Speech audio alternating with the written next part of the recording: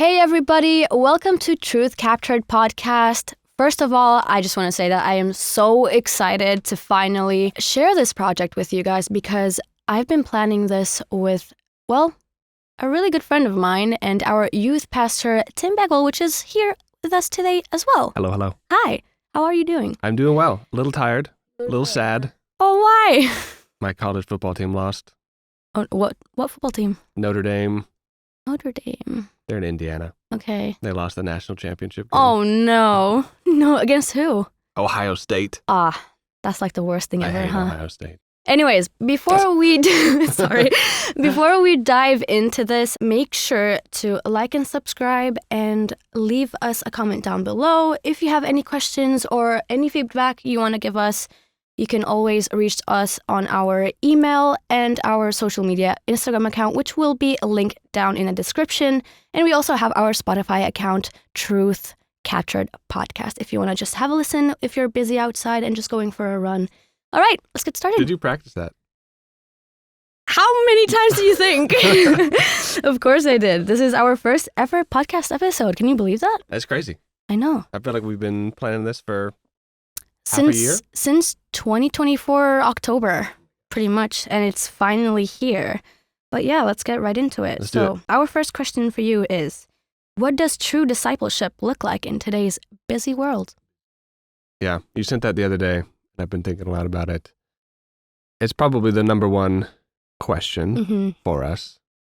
And I think the question itself helps us in a lot of ways. Yeah. I feel like a lot of times when we think about church or believing in Jesus, we stop at that. Do you believe in Jesus? And people will say yes, and then we kind of like, okay, cool. Now let's go do something else. Yeah. But it's like, well, Jesus didn't tell us, go out into the world and just have people believe in me, like an intellectual assent. Yeah. But we have to be disciples. So what does it mean to be a disciple? It means to follow Jesus. It means to know him. And I always come back to this idea. Jesus says in John 17, he says, eternal life is knowing the Father and knowing me. And so we have to know Jesus and we have to follow Jesus. So it's one of those things where, in this crazy world where everything's going so fast, how do we slow down for a second and just weigh our actions and say, okay, am I following Jesus by doing this, or am I following the world? Yeah. Or am I just stuck somehow in like the nether world, whatever, just doing nothing? Yeah. So following Jesus as a part of discipleship is everything. So we have to be intentional, So, let me ask you, like, how difficult is it to pray regularly, read your Bible regularly, and do all those things? I mean, you can think of it as if, let's say, athletes.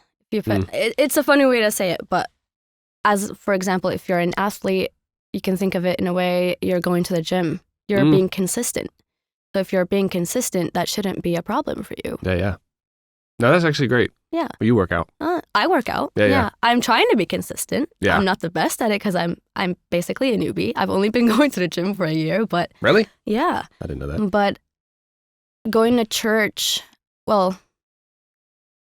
even though I come from a Christian background, I was not always a Christian, right. like in faith right. person. So I had to find my own path to Mm. that. But going to church wasn't always my cup of tea, let's say that. But nowadays, like it's like a second home for me to go. Right. But if you put in your mind that you want to be a disciple of like you want to follow Christ, Yeah. it shouldn't be a problem for you to have that just 5 minutes every day in the morning to thank God for everything you have. Yeah. And just everyone around you, pray for those who need the prayers. Anything on your mind, you can just talk to him. It doesn't matter whether you're in your car or at home alone or just basically anything. It doesn't have to be like this particular church time that you need to be praying. Right. No, that's great. Like for me, I used to struggle a lot with that kind of consistency. Mm-hmm. I remember talking to my friend. We went to rival high schools. Okay. But we were part of the same youth group. Yeah. We hated each other at first, and then now we're like best friends. He's a pastor in North Carolina. I remember talking with him several years ago, and it's like, man, I don't have time to like really get into like deep prayer or something like that. And he's like, well, but you drive places, you go places, you take showers, you brush your teeth, like just use those little moments to kind of refocus, and like, I think what you said was great, was like, and give thanks. Mm-hmm. Like when we give thanks, oh my gosh, it's almost like you're just like empowered. They're like, oh man, I'm noticing these people in my life or these situations in my life are like, I have these things and I'm so thankful for them. Yeah. And so you approach them differently. And I think, when you begin to approach things from a position of thankfulness to God, what you're doing is you're humbling yourself. You're acknowledging his kind of role in your life. Yeah. And then you go and you begin to interact with those things with that mindset. Where I'm not interacting with these things as like, I'm just going to take them for granted and try to be the best that I can be. But it's like, of course. No, I recognize that, man, God has blessed me with whatever, my wife and my kids, or you guys, like my youth and stuff like that, or anything. And so it's like, okay, well now when I interact with you, man, that's a blessing. Like that's a gift. And so let me use that opportunity to show you Christ, or to see Christ in you, or to just be conscious of, okay, God, you've placed these people or this situation or whatever in my life. Okay, what do you want to do with it? How do you want to use it?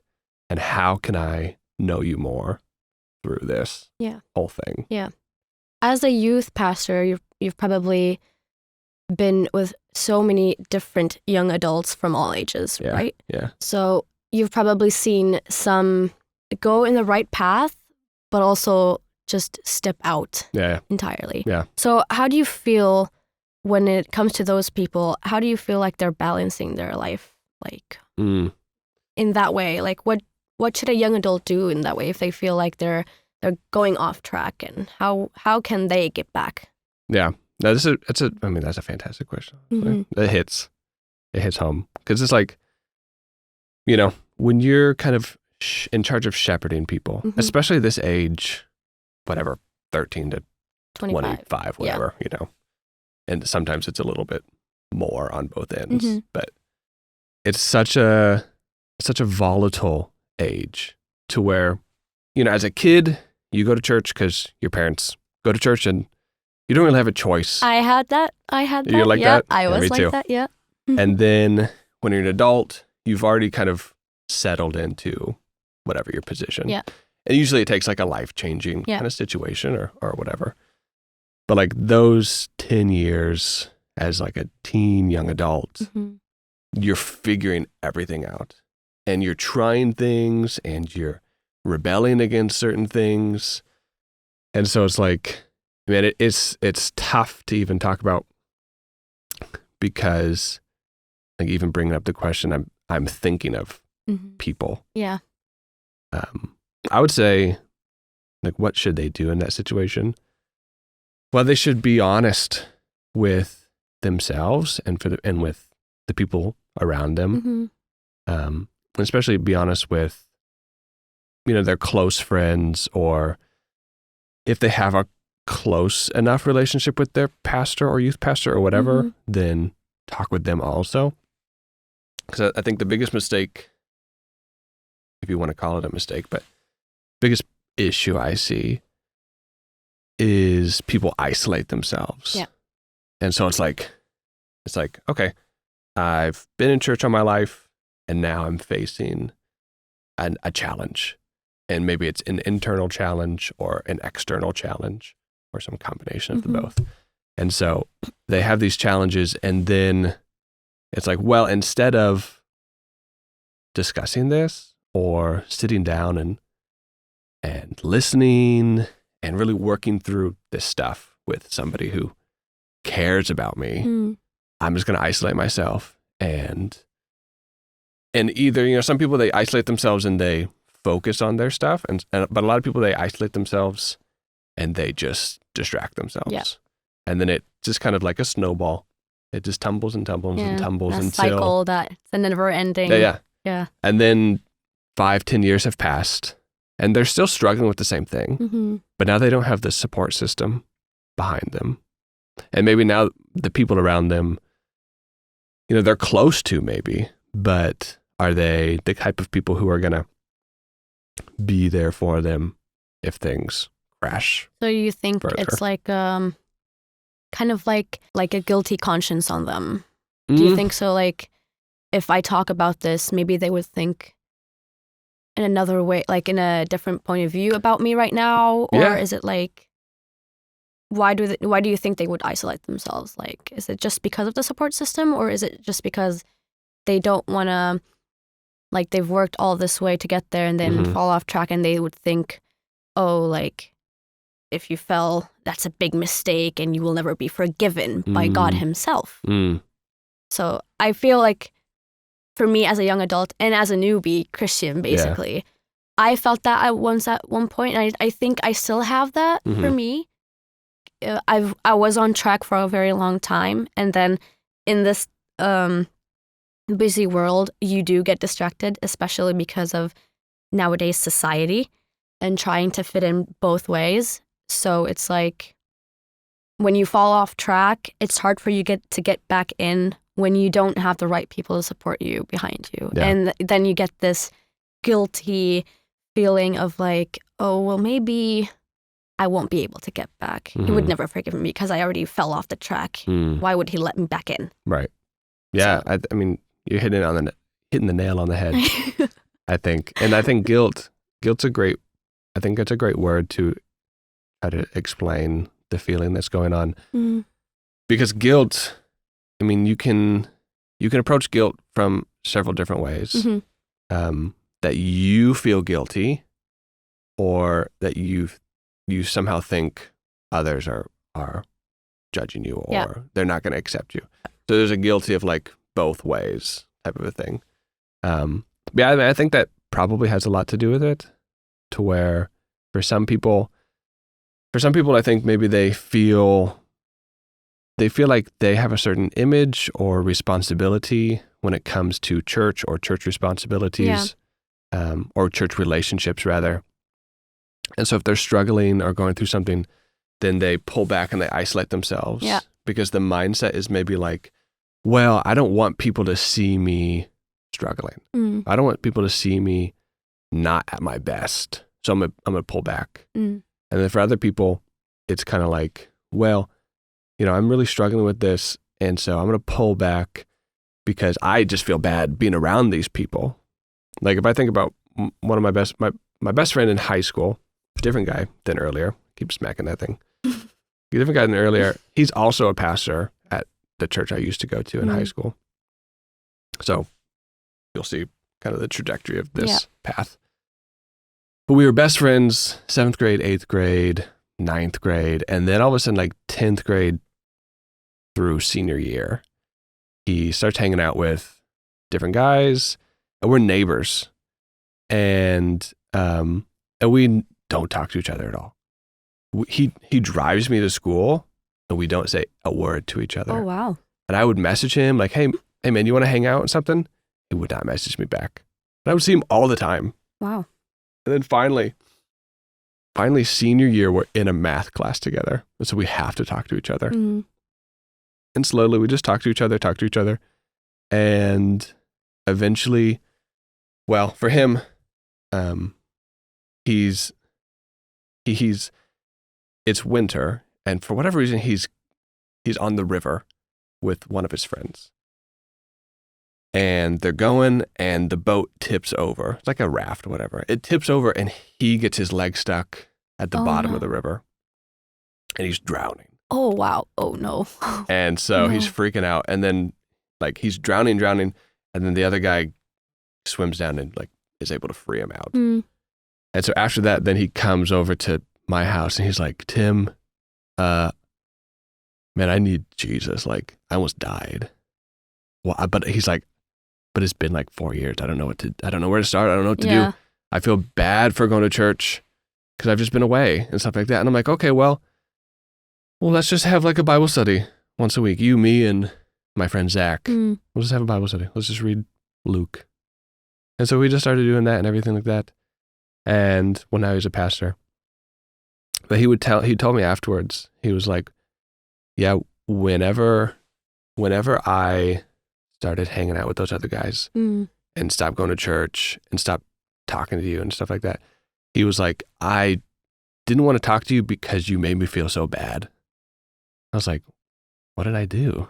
He's like, you didn't do anything, but you were living for Christ, and I could see it. And so it was like, he gave this image of like, I was hiding in the dark, and every time I would see you, it was like you're shining like a flashlight in my face. Oh, wow. And I hated it. So I had to avoid you at all costs. So I was like, oh my God. That hits. Yeah. That is harsh. Right, in a way. That is very harsh. Yeah.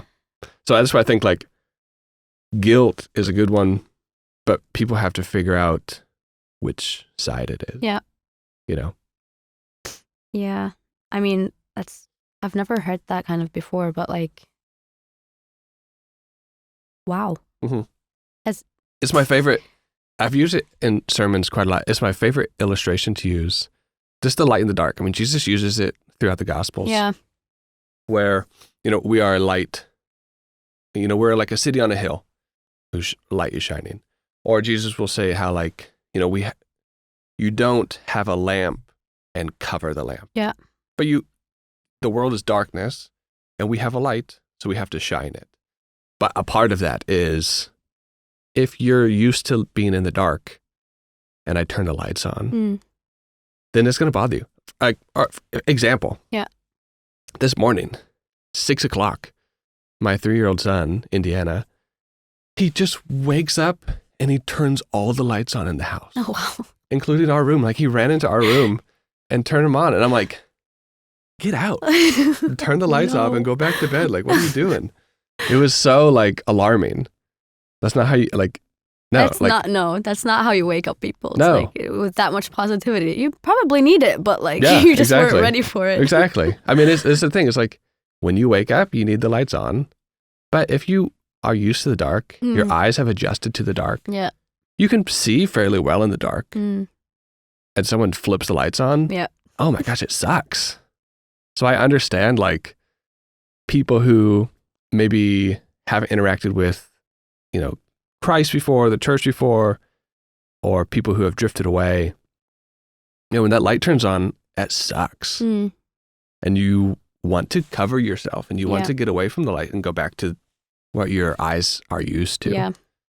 But when you're exposed to it enough, then you begin to see. Yeah. So it's like, to further it, it's like, right now there's a lot of stuff in this room. If we were to turn the lights off, our eyes would adjust. And we would basically be able to figure out like, okay, there's a TV there, there's a camera there, there's a chair over there. But we wouldn't be able to pick up the little details of the room until the lights are turned on. Yeah. And so it's like with your life, it's like people have this kind of view of their life or the world with the lights off. Yeah. And they can pick up on the big stuff. But it's not until the light turns on that... Yeah. Also, our producer's checking his messages and is messing with the screen. But it's not until you turn the lights on that you begin to see the little details. Yeah. Anyway, we go very much further with how Paul talks about the law is basically doing that to show us all that stuff. But we don't have to go all there. It's an interesting way, but that is very, very true. Like us as young adults, even in this society right now, like everything feels like it's in the dark. Yeah. And especially when you have social media now for years, and it's just growing and growing by time, and people just don't know what to hear, what to believe, what to say, what to read, what to anything. Yeah. So my question is, how do you think we can hear God's voice amid of everything that's going on around us? Yeah. When also we're trying to maybe not fit into the society that we are right now, because I feel like we can't fit in. I won't say that we're different, but we have a different outlook or a point of view for our life of where it's going as believers. Right. So, yeah, how do you think we can hear God's voice in all of this distraction going on around us? Yeah. To touch on this, I feel like we have to first discuss social media. I was thinking about that all last night. Yeah. And this morning. Which is going to sound like an old man, which my back hurts, so maybe I am an old man. How old are you now? 31. Oh, that's not Not bad. so old, Come yeah. on. No, it's not bad. You're over-exaggerating. Yeah, 1990. Oh, 2002. Oh, God almighty. But yeah. Yeah, but I mean, social media, it's well, we could talk about this for a second, but when I was growing up, God, that makes me sound ancient every single. When I say that stuff around the youth, they're born in 2009. Anyway, It kind of scratches the back of it your head. does. Ugh. It does. But growing up, I would say more focused on as I'm becoming a Christian. Yeah. When I'm 16 years old, I still don't even have a phone at that point, let alone a smartphone. My first phone is like a flip phone, whatever. Yeah. With no internet and limited texting crazy and stuff flip like that. phones back then.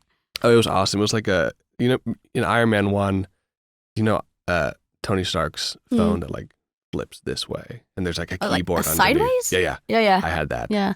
Oh So wow. you flip it, and there's a full keyboard underneath. I only had the small Nokia, you just flip it upwards, so Right. it's just that yeah, small one. No. This is my favorite Yeah, one. no. Before the iPhone came out, you were judged by how cool your phone was able to flip. Oh wow. Yeah. Okay. I'm so old. But anyway, no, it was it was, laugh at me. It was back then, or for the most of human history, you're very limited by the stuff that is presented to you. When we got the internet, I mean, I don't remember a time without the internet, basically. Yeah. You can go and search for stuff. I want to know what Islam teaches. So I'm going to go search. Or I want to know what the difference is between Calvinism and Arminianism. I'm going to go look it up.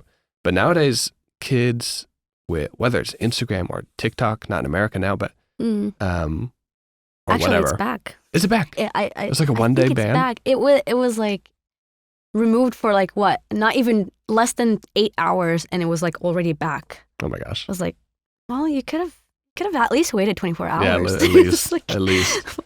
But yeah, go on. Anyway, on. but all of these things, Google, whatever, a lot of times I feel like kids nowadays, they're not even looking up stuff as much as things are just being presented to them. Yeah. And so it's you can be on, I don't use TikTok, but you can use Instagram for 3 hours and just scroll through shorts, and you're being presented with opinion after opinion after opinion. And it's impossible to process that. In the matter of 30 minutes, you can be presented the Bible's not true because of this. Mormonism is true because of this. And then positive things too, the Trinity is supported by these arguments, whatever, like that. It's okay, what am I supposed to do with all this information? How am I supposed to process this information? Because you're just doing it so quickly. And it's not even that I would say most people, they probably don't even sit there.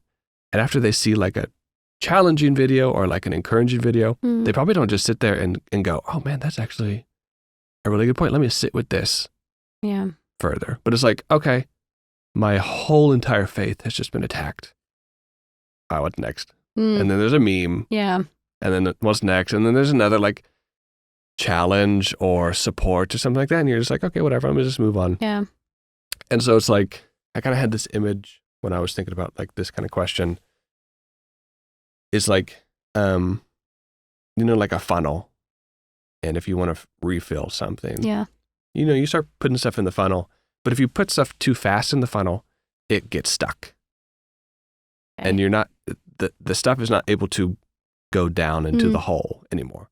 And then now you just have like a bowl that's just kind of just sitting there. Yeah. And you got to hit it and you got to hit it until the stuff finally comes out of the bottom.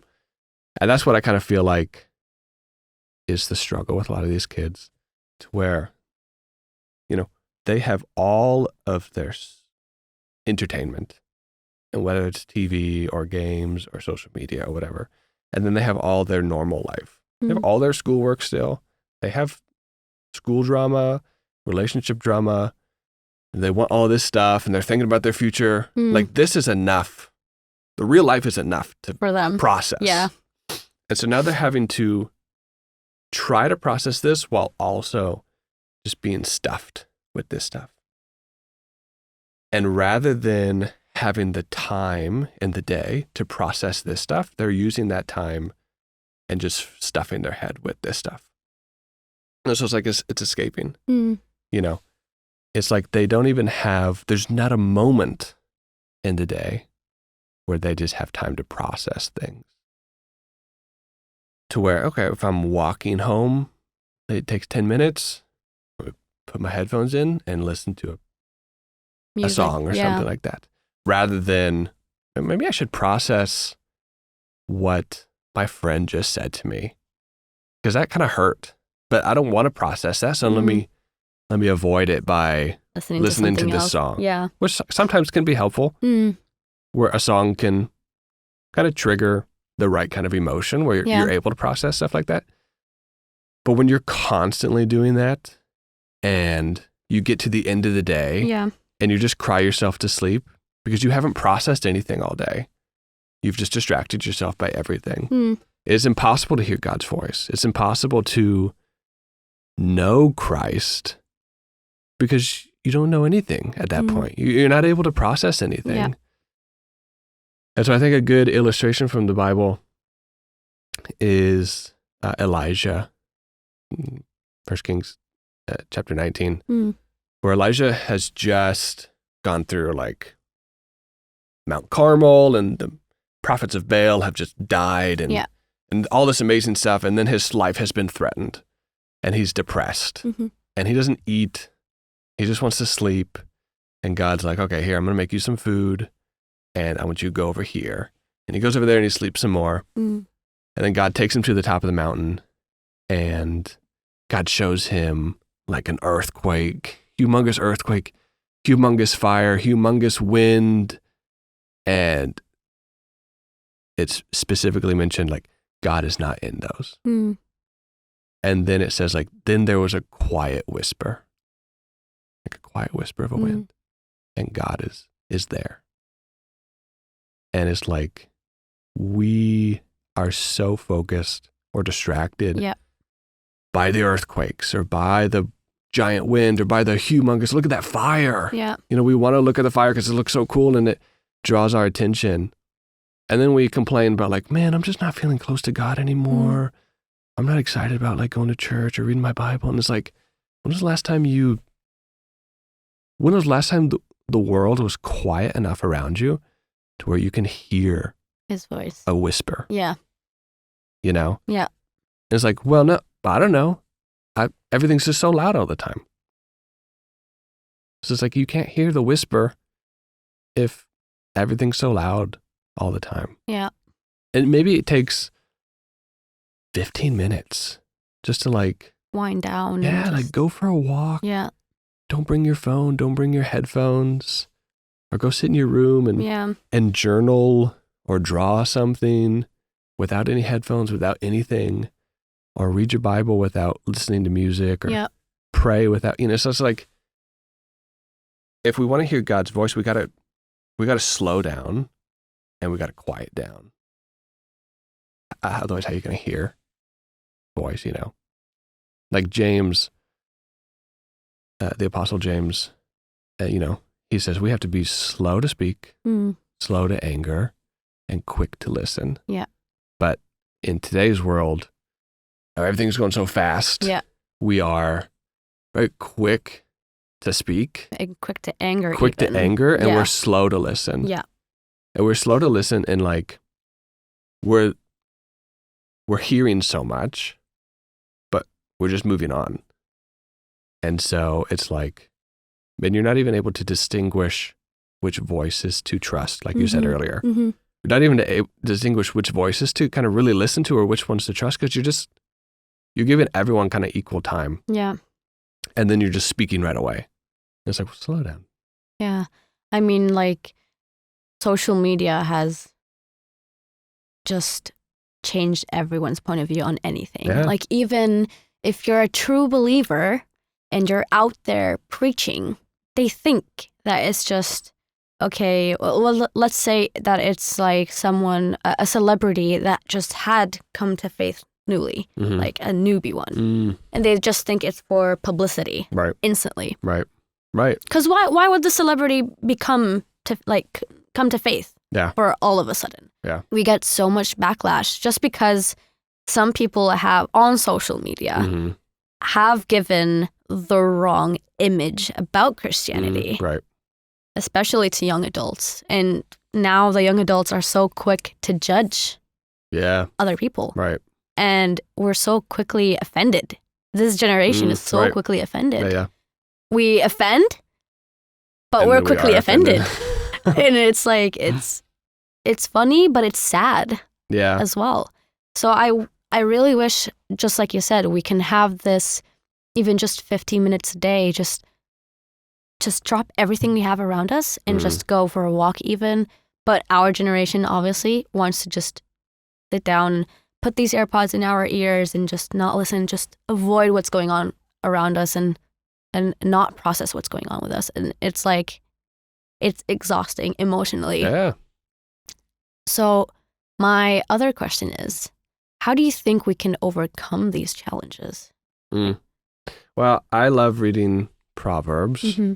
and Proverbs talks a lot about discipline and integrity. And so if we want to overcome these challenges, well, two things. Well, three things maybe. One, we have to talk about them and understand that they are challenges rather than just like, whatever, do whatever you want. If it works for you, it works for you, everything. Two, the kids, and it's not even a kid's problem. It's like, I was with my parents over Christmas, and if they're watching this, whatever, but like, it's easy for people of all ages, myself included, like you get stuck sometimes where it's just like, man, you're just on your phone, or my brother's on his phone, or my mom's on her phone, or whatever. Like we're all on our phones, or we're all just getting distracted and stuff like that. And it's like, we all have to be intentional about it. And of course, we can't expect like people outside of the church to do this, because why would they do that? Yeah. They're going to do whatever they're going to do. But us who are wanting to follow Christ or who are following Christ, we have to be intentional of, okay, I'm going to discipline myself with this. And if I have to put a time limit on certain apps, like I have 15 minutes that I can do a day on Instagram, and I've blocked it completely on Sundays, because otherwise I'm going to spend I could easily spend 2 hours just scrolling or finding memes. And you get stuck even in okay, I'm going to find memes so I can send it to my friends to make them laugh. Everything. I'm doing like a good service for them. Maybe they're having a bad day. I'm going to find some funny memes and send it to them. It's like, okay, well, yeah. I mean, I get that.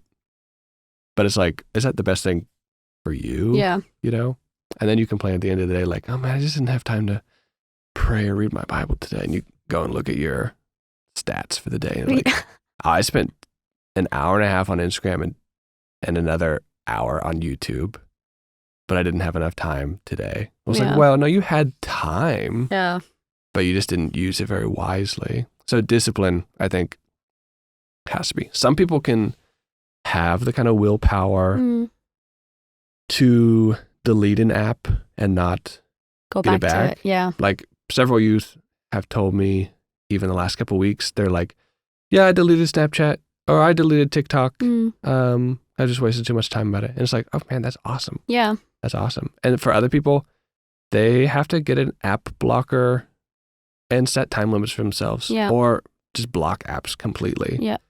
And so it's like, I remember going through a struggle of like wasting time on all these things in college or after college or whatever. And I finally got like a smartphone, finally. You're right. And for myself, it was like, okay, I'm going to try to delete this. And then the next day it's like, I'm bored. I want it back. Yeah. And then like 2 days later, it's like, no, I'm spending too much time on this. I'm going to delete it again. And then like the next day, it's like, I'm bored. I'm going to get this back and spend some time on this. And so it's like, the question popped in my head one time was like, well, how willing are you? How far are you willing to go to help yourself? Or how far are you willing to go to follow Jesus? Because Jesus says stuff like, if your right hand causes you to stumble, cut it off. Yeah. Or if your left eye causes you to stumble, like, cut it off. Yeah. It's like, don't actually like harm yourself. He's not saying that, but like, are you willing to, cut off the thing in your life that's causing harm to you or not? And if your answer is yes, like if your answer is like, yeah, I want to follow Jesus. I want to know Jesus. I want to be closer to him than I've ever been. Yeah. Or even just like a simple, like, man, I want control of my life again. I want to feel something again. Yeah, absolutely. Then it's like, well, how far are you willing to go? Right. Are you willing to delete the app? Are you willing to block the app? Are you willing to set a time limit for yourself? Are you willing to, change the software in your phone to where now you have like a dumb phone? Because like for myself, like this is my screen, if you can see. There's no icons. Yeah. It's just words. So there's nothing on the screen that is like causing my brain to like, oh, I want to click on that. Yeah. It's like, oh, it's just white text. Right. And so it's like, well, how far are you willing to go? And then once you decide how far you're willing to go, then do it and don't go back. And don't just, I would say like the other half of that discipline is you don't just get rid of bad habits, but you replace them. So if you spend an hour a day on Instagram, then cut that back to like 10 minutes. And then now you have 50 minutes where you would have spent on Instagram or TikTok or whatever. Yeah. And now spend that 50 minutes and pray for 15 of them, read your Bible for 20 of them, and journal for however much time is left. Yeah. I've seen, I think that when we're using all these social media apps, we can also use them, just like you said, use them wisely. Yeah. YouTube. There's a lot of good sermons for youth, adults, like young adults. You can watch them. If you want to watch YouTube, watch something that will give you encouragement, inspiration, something that could actually help you. Let's say that. But Instagram, I think Instagram is obviously made to make you click on a video and scroll for hours. You don't feel it. That's the thing. You don't actually feel it. Yeah. And they know what you want to like. They do. Scroll.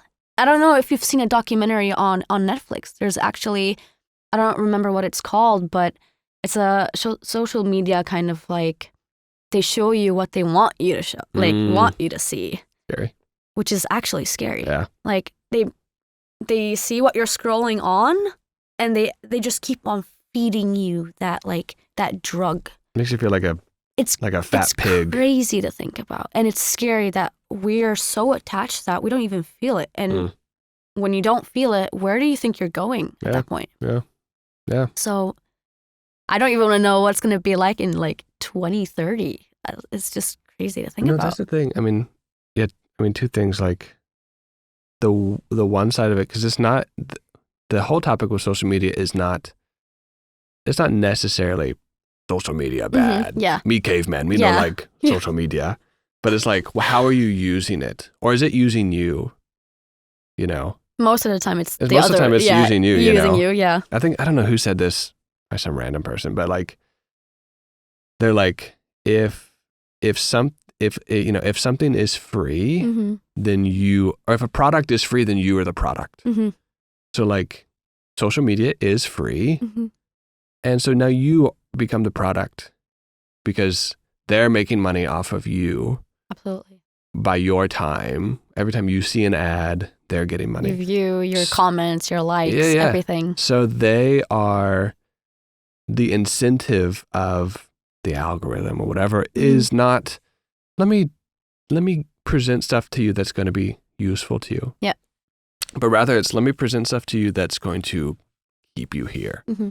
And so if I can show you stuff that you like that's going to keep you here, and I'm going to show you that. Mm-hmm. If I can show you stuff that's going to trigger you and keep you here, then it's going to show that. Like my Instagram feed is full of like Mormon stuff. Oh, wow. Because you've been clicking on Mormon videos it triggers the me whole time? so bad. It triggers me so bad. Gosh.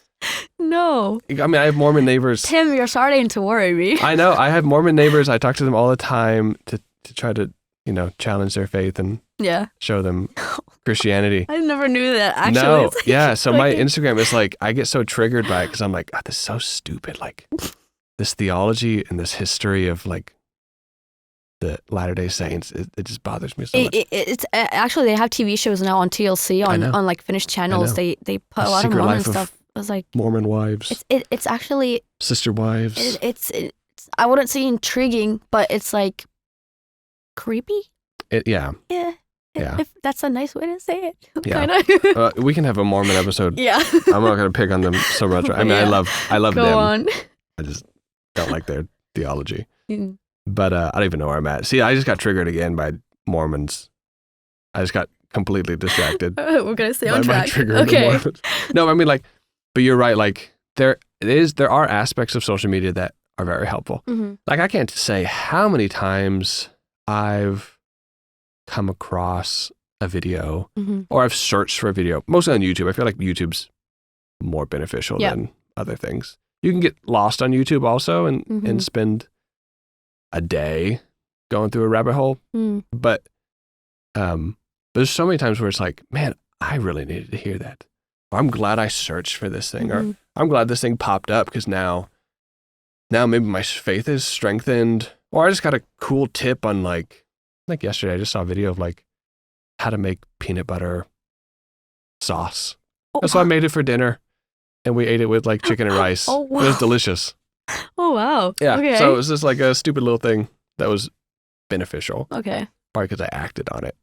How many times do you see like a cool video and you're like, oh, that's cool. I want to try it. I'm going to try it. And then you just never do it. It's like, wow, okay. That was... I mainly do that with recipes. Yeah. Not anything like jumping off a cliff, but skydiving or something. But yeah, definitely. Cool. Let me do that right now. Fine, thanks. Yeah.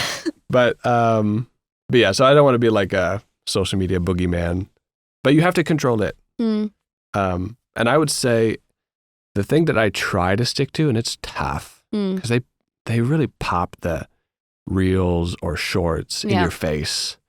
But the thing I try to stick to is like, I want to control everything that is before my eyes. And so if I search a video, I can control that. Yeah. I can click on a video if I want to, or I can not click on a video if I don't want to. But the moment you go on shorts or reels or TikTok or whatever, you just give yourself over to it. I'm just going to swipe. Yeah. And whatever comes next, I'm looking at. Right. And whatever comes next, I'm looking at. And whatever comes next, I'm looking at. And around and around and around you go. And you're no longer in control. So it's impossible to have discipline if there's no control, Yeah. Like, we talked earlier about going to the gym. You go to the gym with a plan. Yeah. You don't go to the gym and just randomly people put weights in your hands. Yeah. Or like shove you into an exercise. You're going to get hurt. You're going to harm yourself. You're going to harm yourself. You're not going to have any gains of anything. You're just going all over the place. All over the place with nothing. There's no discipline, whatever. But no, you're going to go to the gym and you're going to say, today's leg day. Mm-hmm. And I'm going to do these exercises at this weight. Yeah. And I'm going to go home and I'm going to eat this food. And I'm going to do this, and I'm going to do this, and I'm going to do this. You're in control. Mm-hmm. We understand that with that. Yeah. But then all of a sudden with the rest of our life, we're completely lost. Yeah. Yeah. Completely lost. Consistency is such a big thing, especially as a young adult these days. Like, I think it's hard for us to be consistent in anything, not just in faith, like literally anything. Yeah. And I don't know why it's so hard for us to stay on track when it comes, like, let's say if I want to go to church, I don't think I can make myself go every Friday, every Sunday, every time we have something. I can't always be there. Right. And I think the more you stop going, the more it's easier for you to just not go. Yeah. Like, oh, okay, well, I haven't been there for 3 weeks, so there's no point for me going anymore. Yeah, right. Right? Right. So, but I think you as a youth pastor, I like the way you teach us youth, the youth groups that we have on Fridays. Mm-hmm. Like you try and keep us connected in a way, like you can feel, I think you can feel when someone hasn't been coming for a long time. Yeah. And you keep on contact with them. It's like, hey, how are you doing? Right. Like, do you want to come and mix for us today? Right. Do you want to come and stream with us? Which is actually interesting in a way. Like it's a good way to make someone included in another way by making them also use their good skills in something they can use at the church. It will make them probably more, let's say, like useful in the church, and they feel like they're actually serving something at the church, which will make them more humble in themselves and enjoy being there and learning more stuff with their skills and just enjoying, and even, but they're also listening at the sermon and like as well. You ask me always when I want to go mix or I want to stream. So it's nice to hear what's going on around you, but it's hearing your teaching at the same time. So yeah, you can help me out with this actually, because this is something I struggle with. Okay. Because I don't know, I struggle with it to where if there are certain people who they will come if I ask them to do stuff. And I always feel like this tension or this kind of like, this tension within myself of like, I don't want them to feel like I only want them to be there if I ask them to do something. Yeah. But then if it's like, well, if that motivates someone to come, then of course I want to ask them to come and do something or help somehow where they can feel involved. Yeah. So it's a struggle for me. It's like, or like some people it's like, okay, they haven't been here in a while. I feel like I can't even ask them to do something because then it's like forcing. Yeah, I don't know. I mean, it's a struggle. How do you feel like? I mean, I wouldn't if you've been busy for like 3 weeks. Yeah. And I just send a message like, hey, can you mix or you asked me to come, you asked me to come worship. I mean, for me as a person, for me, I feel like I have to be told to come. Yeah. For me personally, but for others, I'm not sure. I guess everyone's different. Yeah, definitely. But I think what would motivate them, if they're new to church, I think it's hard for them to go consistently because of the people there. What are they like? Because I think in youth groups, the problem is everyone has their own friendship groups. Yeah. Especially when there's different ages. Yeah. Age groups. Our youth groups goes from 14 to 25. 14 to 25. Yeah. And there's not really much of 25-year-olds in our youth group nowadays. Yeah. So it's basically all teens mainly. And maybe 22. Yeah, I mean 23. some youth leaders are 22, 23, 24. Yeah. So for them, they are busy leading the youth group and serving, while others are trying to just enjoy the time and everything, but they're all in their own clique. Yeah. So when there's someone new, it's like they feel like an outcast there. Yeah. Me personally, I'm, let's say, foreign, so I don't know how to click into a Finnish group. Yeah, it's tough. We are in Finland, so it's tough as a foreigner to be here. But like breaking the fourth wall right now. So it's oh God. Pleading for help. Pleading from for the help. cameras. Our producer right now is just crying in tears right now. He's Finnish. Sorry, man. But yeah, so it's like going into these cliques as a foreigner, it's like you don't understand the jokes that they're making, and you don't know like the conversations that they have had before, because you haven't been there for 3 weeks, so you can't really stay on track with them either. Right. So it's like you got to know how to balance these things, or maybe we have to not teach, but maybe motivate these cliques in the youth group to be more inviting for other people and kind of them like joining everyone together. So it's not just like a bunch of small groups. Yeah. And it's like, it's demotivating for people that want to come to church, but they don't have anyone there and they feel lonely at a church. Yeah. It's not a nice feeling. Yeah. So it kind of discourages them to come and like listen to a sermon or anything. And it's like, I'd rather not go. Right. So. Right. Yeah, because like church is at its best when it's community. Yeah. Not absolutely. just like, yeah, we want to have great praise. Yes. We want to have great sermons and great prayer times and all that stuff. And that's vital to everything. Mm-hmm. But you want to have community. And it takes intentionality from both sides. Like it takes the people who are there every week and they're seeing all their best friends. Yeah. I just talked about this yesterday in the youth leaders meeting. It's like you got to have like your head on a swivel. Yeah. Who's new? Who hasn't been here in a while? Mm-hmm. We got to intentionally go to them. Yeah. And then the people who are maybe new or haven't been in a while, they need to also be like, okay, I haven't been here in a while, so let me go. Let me step out and make myself available. And that's hard to do for that person because you're making yourself vulnerable. Because it's like, okay, well, what if I go and they don't really talk to me? Or like, what if I go and, man, I don't really know, like, what's the dynamic right now? Or maybe something's going on with them and you feel like they're ignoring you. Or maybe they are ignoring you, but maybe they have their own stuff that they have to figure out right now. And it's like, that is a confusing thing. Yeah. But I mean, like, this is a thing with probably all churches and all youth groups.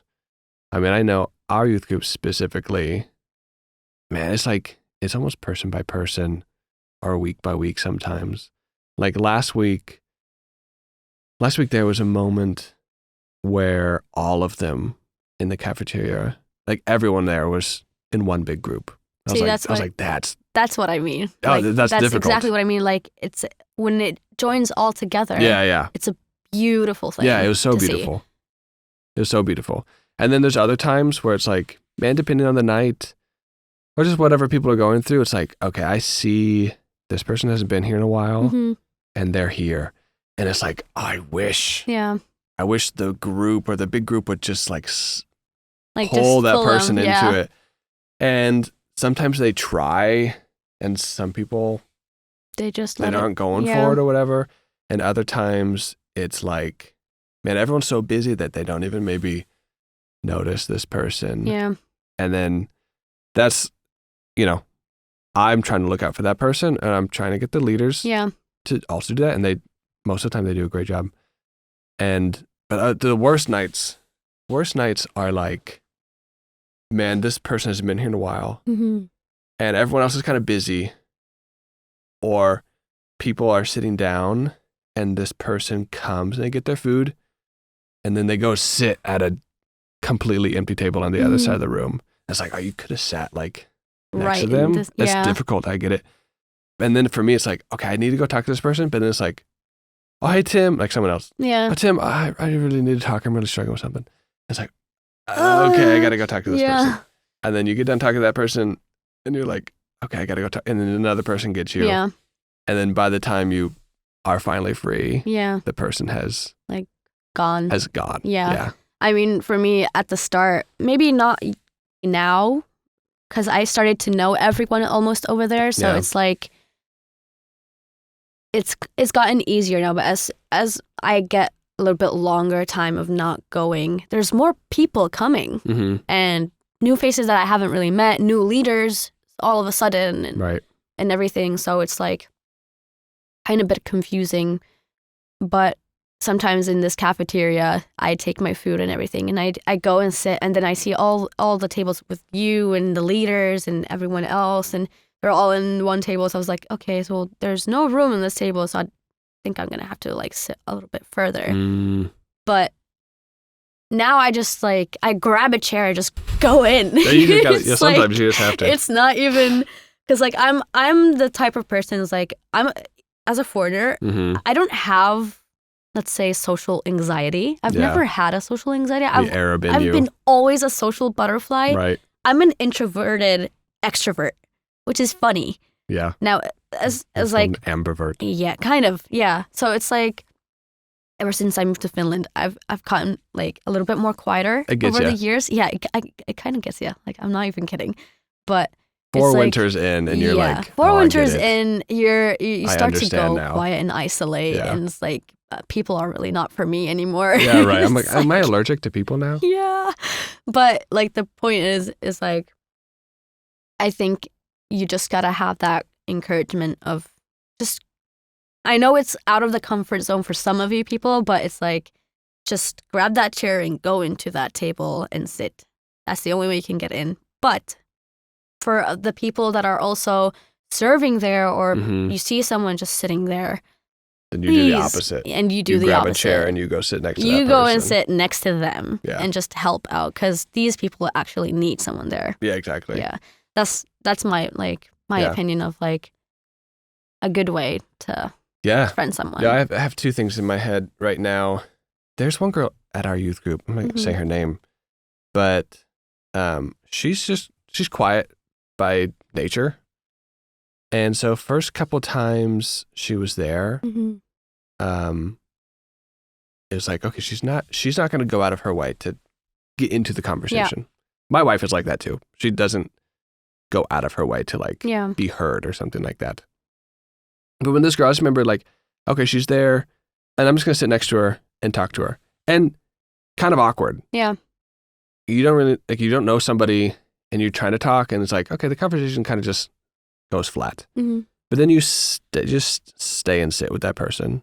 And over time, maybe a couple minutes goes by and it's silent. And then an idea pops in your head for conversation. You talk about that for a little bit and then it's quiet again. But then just doing that, and, embracing the awkward a little bit. Now it's so easy to talk to her and she'll come up to me and talk and stuff like that. And she fits in, type of thing. Fits in, not in like a, you have to fit in to be here, but like she's more comfortable at least. And so it's like, maybe we have to embrace the awkward a little bit for both sides. Okay. If you're a new person or haven't been there in a while, embrace that. Just embrace that little awkward wave. And once your feet get cold and used to the water, then go swim, Or if you're there every single week and you see someone new or see someone who hasn't been there in a while, embrace the awkward moment of like, don't be like, hey, I haven't seen you in a while. Where you been? It's like silence is like, then you start cringing at yourself and like, why did I just say that? Yeah, exactly. Like, no, embrace that moment. Embrace that awkward moment. Because it'll pass. Yeah. The people who are there every week, they didn't used to be there every week. True.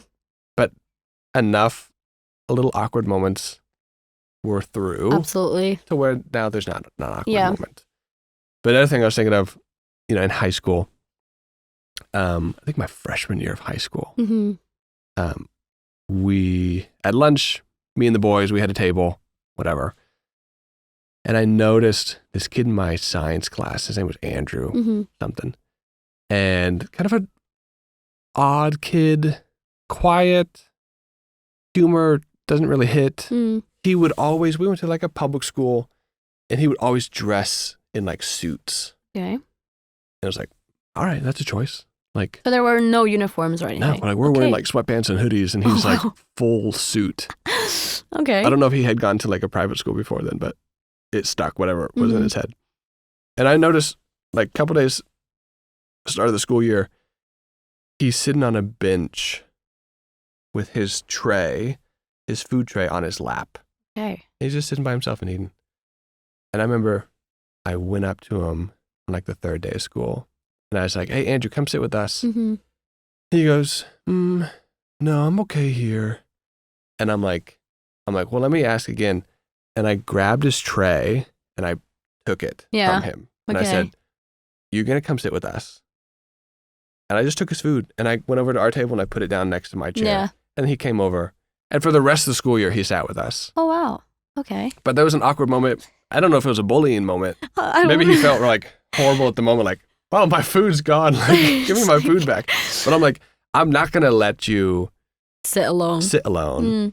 You know, maybe I could have come over there and sat with him, but like, no, come over here, sit at a table, sit with us, and just be a part of the group. Yeah. If you don't want to say anything, you don't have to say anything, but just be with us. Yeah. You know, like there's a kid in our youth group right now. He doesn't speak any English. Mm-hmm. He doesn't speak any Finnish. He only speaks Russian. Russian. Ukrainian. Oh, wow. Okay. Yeah. And he nearly refuses to use Google Translate. And so, you know, I could type something out in Google Translate and show him, and he'll just go, da, or say something in Russian. And it's like, you could type out something and reply to me. No, none of that. But he shows up every single Friday. He shows up whenever we have stuff on Saturdays. Yeah. And he's just there. Yeah. And he's just a part of us. And he'll walk around with us. Yeah. And he'll do stuff with us. Yeah. And it's like, okay, I don't know how to get past whatever language barrier this is. Yeah. But if you like being here, if you want to be included. with us, and if being a part of the group, even though you don't understand what anyone's saying, if that's okay with you, then you are welcome to be here. That's nice. Yeah.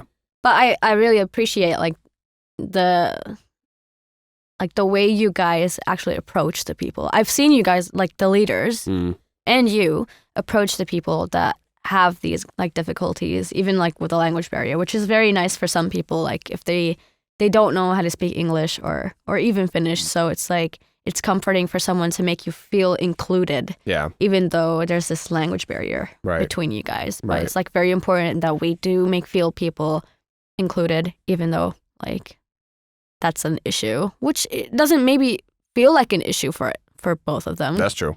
As long as like there's obviously technology helps, but like it's an interesting way to actually like communicate these days. Right. But yeah. Yeah, I think to go like full circle, you know, how are we supposed to be disciples of Christ in this modern age?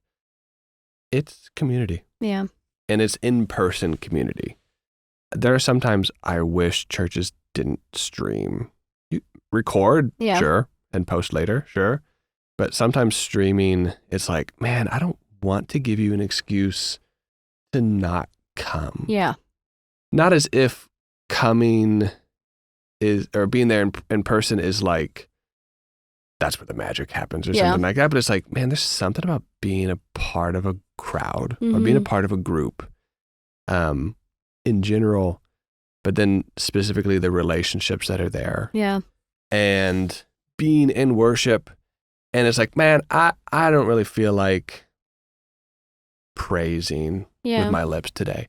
But the person next to me, their praise is a sacrifice. Yeah. And so that flows over to me to where now all of a sudden it's like, okay, you know what?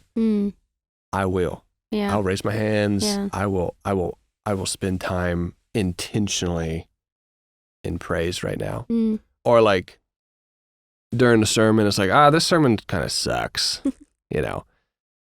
And so if you're watching it online or whatever like that, or at your home, so easy to just be like, I'm going to just pull my phone and let me just do whatever, or let me go to the kitchen, make some coffee or do whatever. I'll come back. I won't miss anything like that. But it's like when you're there in person, I mean, there's that social pressure of like, I got to pay attention right now. Yeah. You know, I can't, if I want to talk to my neighbor and it bothers someone else, they're going to say something. Yeah. So I got to pay attention to this. Yeah. And maybe the preacher speaks for 40 minutes and 39 minutes is just garbage. Mm-hmm. But he says one thing that's like, oh, I needed to hear that. Yeah. And I wouldn't have heard that if I wasn't here. Or just having someone put their hand on your shoulder and pray for you. Or have that moment where, I said yesterday in the leader meeting also, it's like, when you do this long enough, intentionally, whether you're a pastor or youth or like a youth leader or something like that, or just anybody can do this, it's so easy most of the time to tell how someone is doing just by looking at them. Yeah. Their body language, where their eyes are going. And it's like, man, you come to church and you're noticed and you're asked how you're doing. Yeah. And you lie and you say, oh, everything's fine. And then someone calls you out on that lie and they go, is everything really okay? Yeah. And then you're like, well, actually, no. Yeah. I could actually use someone to talk to. Yeah. But if you're just stuck on streaming, you don't get any of that. And not only do you not get any of that, you don't get an opportunity for it. Yeah. And you don't give people an opportunity to notice you, And so where it's like, I always try to imagine like Jesus or the Apostle Paul or Peter, if they had to compete with streaming, the message would get out there to a lot more people. But they wouldn't be looking people in the eyes nearly as much. Yeah. Or you have that woman in the Gospels who she runs through the crowd just to touch Jesus's cloak. But if Jesus is like streaming his sermons and he's only showing up when he's preaching, he's only online when he's preaching, whatever. He doesn't like go in person to these places, whatever. Or if you're stuck with like, oh, I'm just going to watch it on stream, I'm just going to do this. It's like, then you don't have that opportunity to run through that crowd and touch his cloak. Yeah. And it's like, it's funny, like we are posting this online. Yeah. And we're relying on technology for a lot of stuff. Yeah. And we've bashed social media and a lot of like technology here. So it's like, it's not anti-technology, but again, it's, are you being controlled by this? Yeah. Are you using it to your benefit? And if using it is causing you to be absent physically, then I don't know if that's to your benefit. Yeah. If you're sick or away or something like that, and you watch the stream, that's how it should be used. Yeah, of course. But as an excuse of like, I'm tired. Yeah. So I'm just gonna watch tonight. And that's like the actual good excuse. Like if you're tired, that's when you should go. Yeah, that's when you should go. Right. You're tired emotionally, or just you're not feeling it today. You don't want to go anywhere. Just go to church. I promise you, I've done this before. I went to church when I was emotionally tired and exhausted, and I couldn't think straight. Yeah. That one Friday night that I went to the youth group, it just like, and the fact is, I don't know how. Maybe it was a coincidence, but maybe it was also God like leading me to there on purpose. Your sermon was exactly what I needed to hear at that time. Amen.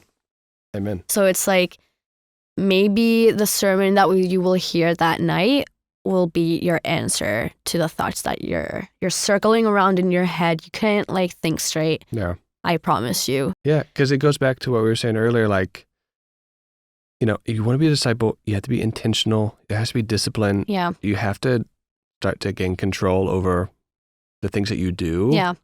And you have to be part of a community. Mm-hmm. And so like you're tired, you go to church. There's a thing where it's like, on one hand, exactly like you said, like maybe you otherwise probably wouldn't have even listened to the sermon, but you go and then now you have to pay attention, whatever like that. And sometimes you connect with someone or they pray with you, but then there are some times where you're tired, emotionally tired. And like we said earlier, you haven't even processed anything that's happened in the last week, but you go to church and you go through the service, you go, and maybe nothing hits. Yeah. And maybe no one talks to you. maybe partly because of you don't want to talk to anyone. Yeah, true. But Yeah. there could be a moment where you just sit in the sanctuary and you just sit there. Yeah. And you pray. You just sit there in silence and you're able to start processing things. And you're around all these people who are seeking Christ. Yeah. And so your mindset is in that place and your heart is in that place where now you can start hearing the whisper. And it's like, finally, like you're finally quiet enough to where we can work on this stuff. And there's so many times, even myself or youth or whatever, I'll notice after the service, they just sit there for 10 minutes, 15 minutes. And I'll go over there, check on them if it seems like something's up. Yeah. And I've seen also do the same thing where it's like, I'm going to check on you. And if you tell me, man, I just want to sit here for a couple minutes, then amen. You sit there for a couple minutes and you take your time.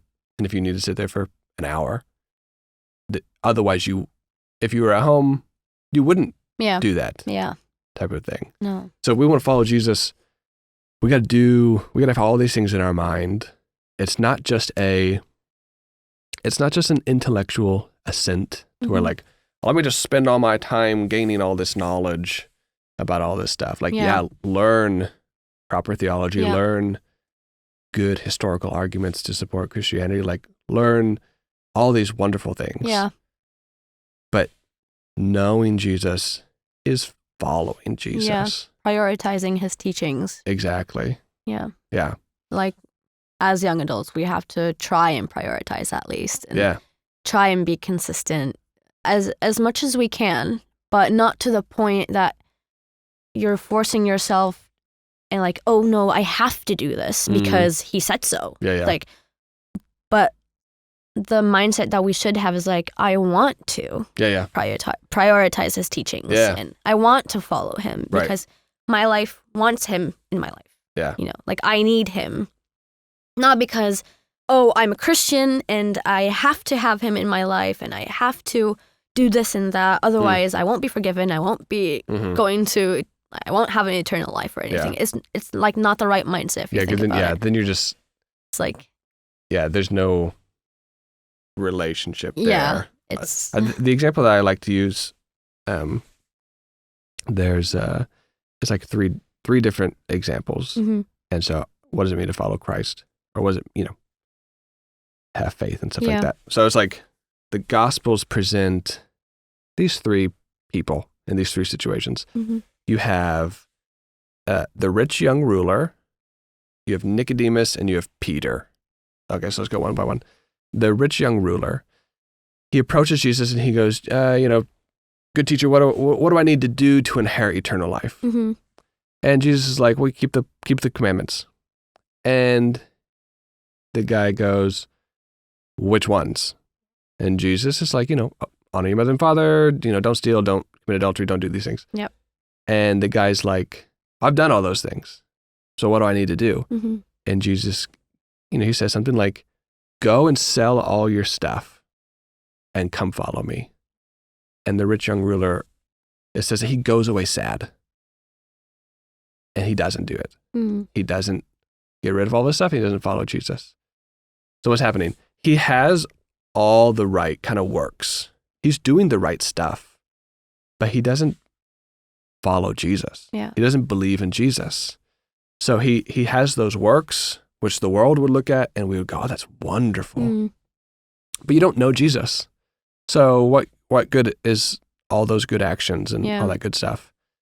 And then you have Nicodemus, who he's a Pharisee, he's a teacher, and he comes to Jesus at night, and he basically confirms that he's like, we know who you are. You're the Messiah. You're the Son of God.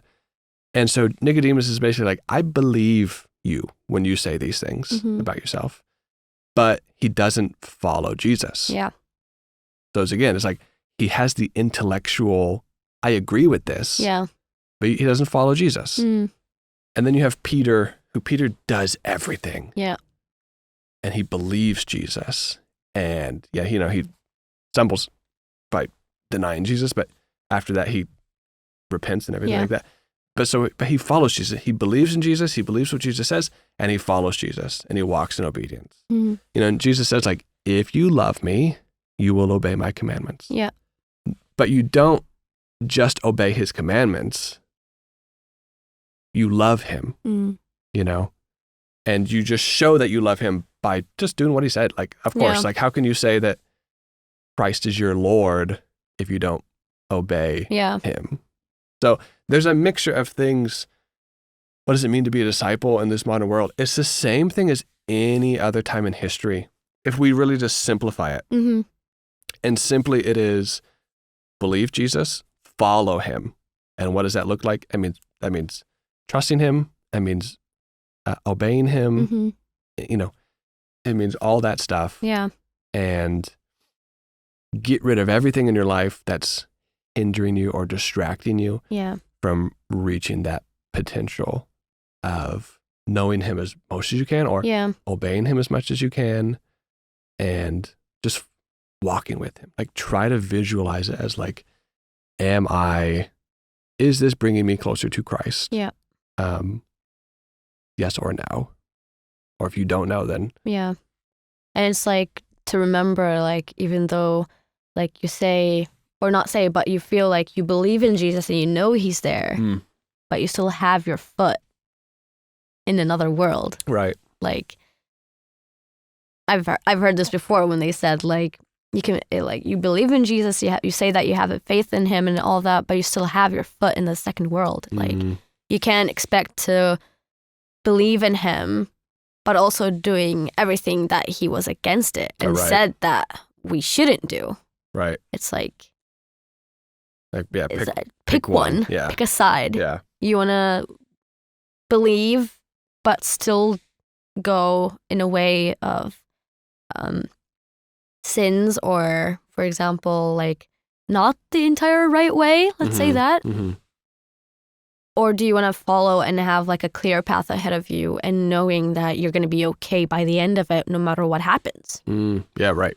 So I think that actually hits it on the head, because some people will hear the first part of what you said and go, oh, well, I still struggle with sin and I still mess up. And so how can I follow Jesus? Yeah. I don't love him because I don't always obey him. Mm-hmm. And it's like, well, like what you just said at the end is like, it's the path. Yeah. He is the truth. He's the way. Yeah. So keep walking. It's a process of sanctification. Yeah. We're not immediately perfect. There's not, actually in Christianity, there isn't like perfection. Yeah. So it's like, you are allowed to make mistakes. You are allowed to have a messy past. You are allowed to fall off track. God never told us that we're going to be perfect. Yeah. There is no, like, especially in the modern world now, you can't have perfect. We're perfectly imperfect. Yeah. Right. It's like, so it's like people have this fear of, when coming to faith, that you're not going to be like able to be perfect. Right. But as us Christians, we are still being able to struggle with our mental health, still struggling with our relations with other people, still struggling with the sins that going around, because it exists in the world. Yeah. So, and we're not able to get rid of it. But as long as you can, like, avoid it, or and keep yourself consistent in your faith, knowing where you want to go, it's all up to you and your mindset and your beliefs. The consistency. Yeah. Because it's like Peter. Peter denies Christ. Yeah. But what does he do? He comes back. And I love it. The end of John's gospel, Peter's fishing. Jesus has died and he has risen from the grave. And Peter knows he's risen from the grave. Yeah. But Peter's fishing. He's doing what he did before Christ, essentially. He was a fisherman. But then he sees Jesus on the beach, and Peter jumps into the water and swims to the shore. And then he basically repents, Jesus, I love you. Yeah. He says it 3 times. Jesus asks him. And so it's like, that's how we have to be. Like, if you struggle with a sin or something, or if you mess up, or if you make a mistake or anything like that, then don't be consistent in that. Yeah. Be consistent in your repentance. Be consistent in following Christ. Absolutely. And drawing near to Him. Yeah. And that's how you keep moving forward. Yeah, absolutely. It's when you isolate yourself and just fill yourself with distractions. That's going to make you pull away even more. And make you pull away, and you're going to get stuck in a past mistake. Yeah. I was listening to this Orthodox. I'm Orthodox. Yeah. I was listening to this Orthodox priest. He was talking about this topic of like not getting stuck, and he said something like, don't waste your time. Yeah. Don't waste your time being stuck on a mistake. Like, feel the conviction and understand and recognize I made a mistake or I sinned, Embrace that and repent. Yeah. And do what you need to do to try to limit that in the future. Yeah. Whatever it is we talked about earlier. And then move on. Yeah. And don't waste your time. Like, if you spend however long during a mistake, whether yelling at someone or whatever, hurting somebody in a way or doing something, then recognize that, repent, and move on. You've already wasted enough time on the mistake. Yeah. You don't have to waste twice as much time being stuck in the mistake. Like, move on. Like, pick up your stuff and move forward once you've figured out your stuff. But like, move forward and seek Christ, because time is limited. Yeah. And so make the most of it. Yeah. But you can't keep going back to that same mistake and keep repenting that same mistake that you're doing, because otherwise it's like, how do you even like explain it or call it? Like, if you're like a perpetual. If you keep doing the same mistake, then you're not really learning, are you? Like, is it? Yeah. Like, if you keep making the same mistakes, then you probably haven't learned from the first time, or you haven't learned the right lesson yet. And maybe, with certain addictions, it's maybe harder than just like, oh, I recognize, whatever. Like, I recognize that I'm addicted to cocaine, and so I'm just going to stop. Yeah. I was like, well, maybe some people can do that. Yeah. But that's a very addictive drug. Yeah. And you're going to need additional help with that. Absolutely. If a guy is addicted to like pornography or something like that, maybe it's easy for him to recognize it. It's wrong. I feel bad about it. I want to move on. And the intention is good. The heart is there. Yeah. But then they find themselves doing it again and again and again and again. And then you go back to the question I asked earlier, and it's like, how willing are you? How far are you willing to go? To do this? Absolutely. Well, I don't want to do it anymore. Okay, well, what's triggering you? TikTok has like pops up these videos that I didn't choose to click on this, but it just popped up. And it's like, well, delete TikTok then. Well, no, but I like TikTok. It's really useful. It's like, well, then what are you complaining about? Be a man, like step up, like get rid of it or stop complaining. And it's like, oh, okay. Yeah, sure. I'll delete it. Yeah. And it's like, well, I deleted it and now I downloaded it again like a week later. All right, then block it. Like try anything. Do what you have to do. Like, I don't care what you have to do.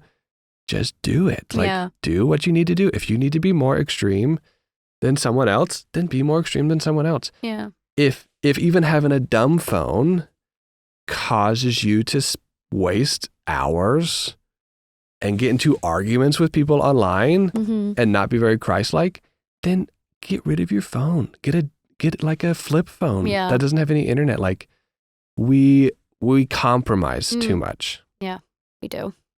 I guess if we were to sum up the original question, it would be consistency over compromise. Yeah. To have a consistent thing there. Yeah. Be consistent.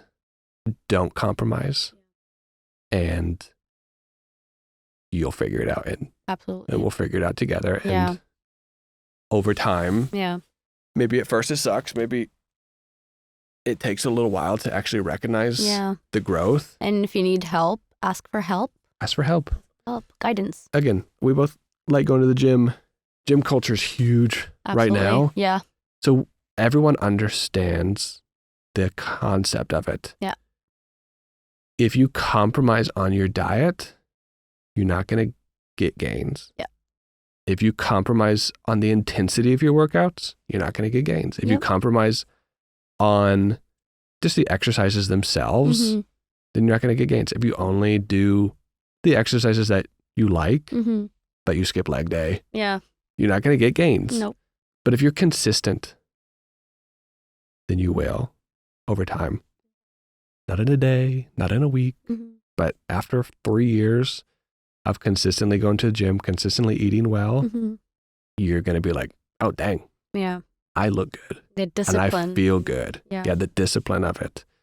And, if you are consistent going to the gym and then someone shoves like a donut in your face and you eat it and you're like, dang it, I feel so bad for eating that donut. Yeah. Like, I feel gross. Yeah.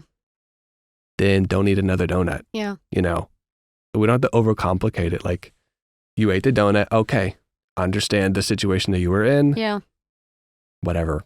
Maybe you're at a party or got drunk or something. You got drunk. Maybe that's another problem, but it's like, or you're at like a youth group or a party or whatever. Yeah. And there's a game where you got who can eat the most donuts. Yeah. And you just got really competitive.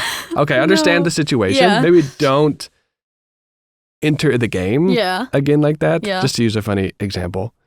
And then just don't do it again and get back to being consistent. Yeah. But one donut's not going to hurt you your entire life. Kill you. Yeah. And don't allow it to. Yeah. Maybe we'll close up. But last thing I'll say on this kind of topic to kind of wrap it up.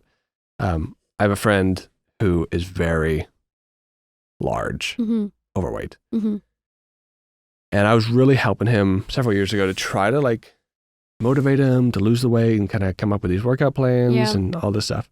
And he was doing fantastic. He'd lost like 80 pounds. Wow. Which is like crazy. 40, maybe 35 kilos. Okay. In a matter of 6 months. Wow. He was killing it. And then he was going to go, he told me, he's like, yeah, Tim, I'm going to go on a cruise, all expense paid cruise for 2 weeks. And I go, you're going to stick to the plan while you're on the cruise, right? Because they have gyms on the cruise. Yeah.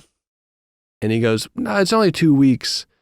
I'll just have fun on the cruise. And then when I come back, I'll get back on the plan. And I'm like, don't do that, man. I'm like, don't do it. I know exactly what's going to happen. You're going to go on the cruise. It's an all you can eat buffet, all you can drink, all expense paid. You're going to go crazy. And then you're going to come back from the cruise and you're not going to get back. You're not going to be back on the plan. Yeah. He's like, no, I'll be fine. Exactly as I said. Went on the cruise, all you can eat buffet, indulged himself, came back afterwards, and I think he's heavier than he was before he started. No. And it's like consistency. Don't compromise. Yeah. 2 weeks is not just 2 weeks. Yeah. Like that 2 weeks has led to like 4 years. Wow. Of no progress and maybe lack of progress. But if you were disciplined during those 2 weeks, then who knows? Yeah. Who knows where you would be at?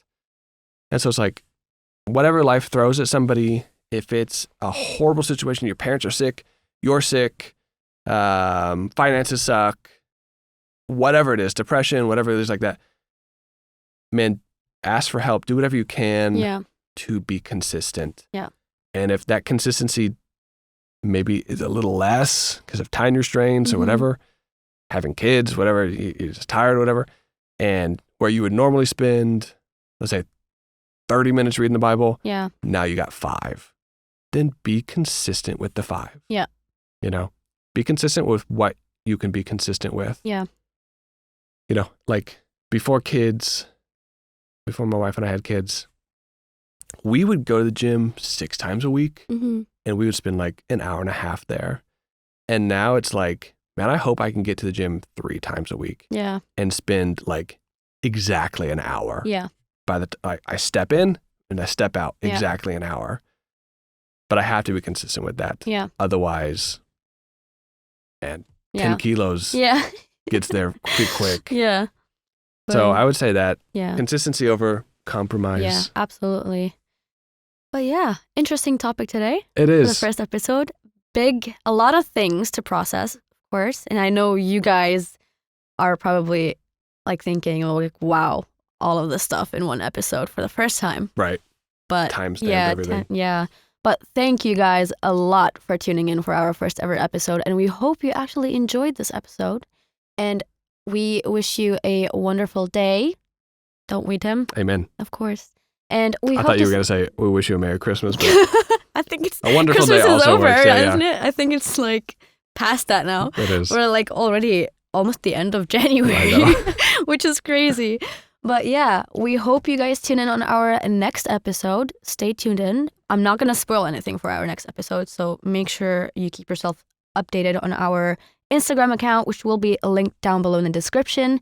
And just a reminder that we also have our email down there as well. If you have any feedback or any questions, email us, or you can just comment down below. So yeah, see you guys next time. Yes. Bye-bye.